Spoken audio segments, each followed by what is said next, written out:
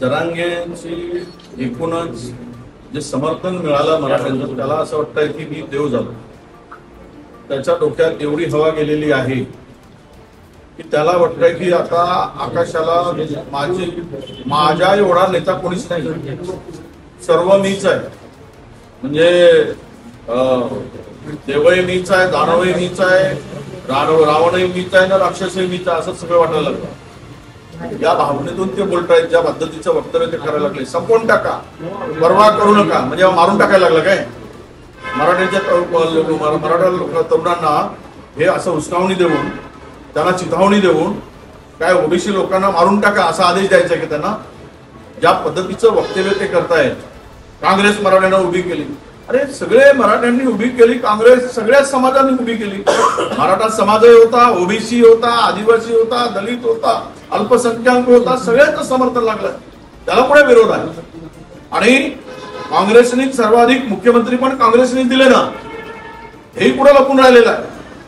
त्यामुळे हा काय बडबड बडबड बडबड बडबड जी चालली आहे म्हणजे अंगात आल्यासारखी. आणि ज्या पद्धतीचं माझी कुठल्याही भुजबळांच्या बरोबर गुप्त बैठक झालेली नाही, कधीच झालेली नाही. हे काहीतरी हवेवर बोलणं आणि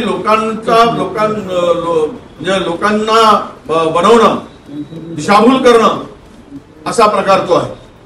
त्यामुळे यामध्ये 1% तथ्य नाही. मी आणि भुजबळ एकत्र बसलो, भुजबळ साहेब, आणि आमचं गुप्त बैठक झाली. आमच्या समाजावर अन्याय होता, आम्ही बोलायचं नाही. आज 374 जातीचा हा प्रवर्ग आहे. त्यांची एक जात आहे मराठा. हा 374 जाती आहे.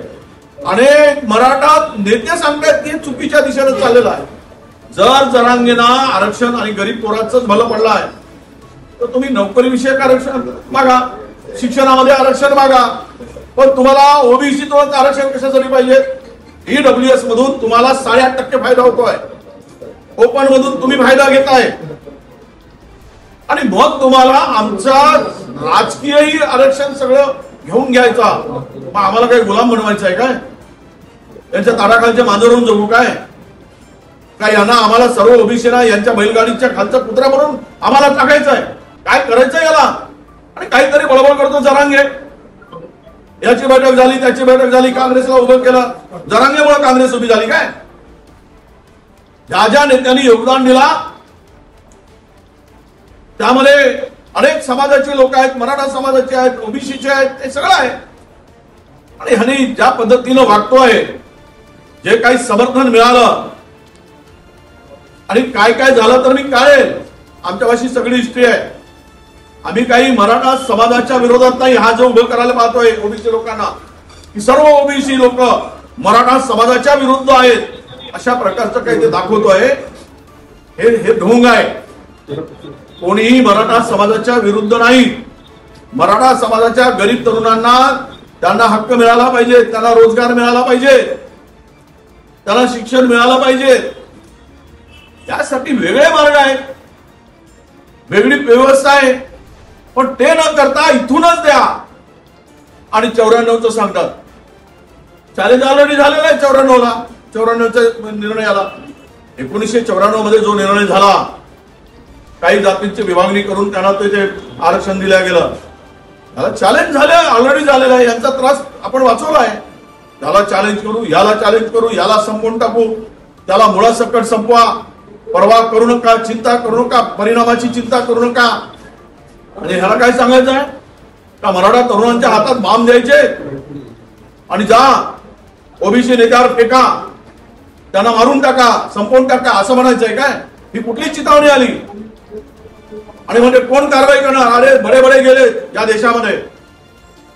काय तुझं काय अभ्यास आणि कुठला काय आहे? याला संपवा, त्याला संपवणं म्हणणं, हे जे चाललं आहे हे अत्यंत चुकीचं चाललं आहे. सरकार म्हणून देवेंद्र फडणवीसांनी ज्या पद्धतीचं ते चिथावणीखोर बोलतायत त्याला आवरण्याची जबाबदारी मुख्यमंत्र्यांची आहे, गृहमंत्र्यांची आहे, हे लक्षात घेतलं पाहिजे. चिथावणीखोर बोलतायत, गुन्हा दाखल व्हायला पाहिजे, कारवाई व्हायला पाहिजे का?